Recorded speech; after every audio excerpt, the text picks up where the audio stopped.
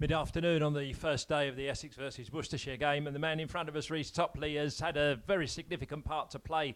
Reece, figures of 6 for 29, a career best, and all that after Worcestershire won the toss, went into bat and dismissed for 102. Your reflections on that innings and your performance? Yeah, well, it's not the end of the world sometimes if you lose the toss.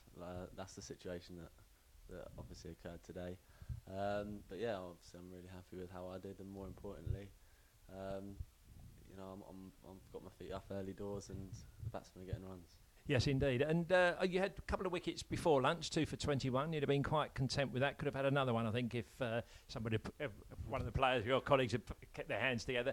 But after lunch, phenomenal. I think it was 4 for 5 or 4 for 6 in a very, very destructive burst for the Worcestershire batsmen. Noticeably holding your pace back a little bit as well. Yeah, I was in a situation where the ball was swinging, so that's what I sort of tried to focus on, was making the batsman play. And obviously against a swinging ball it's quite tough, and I got it to swing quite late as well. So yeah, that's the situation that I had in front of me, and I responded well. Yes, indeed. And I think this time last week you were hoping to put your feet up for a week's rest, weren't you? And then you were summoned up late back into the side when Dave Masters had a neck spasm, bowled well at Bristol, and obviously continued and taken it in here. You say, it's not always a bad thing if they bat first. Would we have batted, do you know, if we'd have won the toss? I don't know. I'm sure Fozzie had the game plan in mind. But yeah, like I said, you can only play the situation you've got, and we found ourselves having to bowl, having lost the toss. But that's the thing in 4-day cricket. We had a new red ball, and we had a fresh wicket that would nibble a bit. And we're fortunate that we all bowled well, and we got rid of them all for about 100.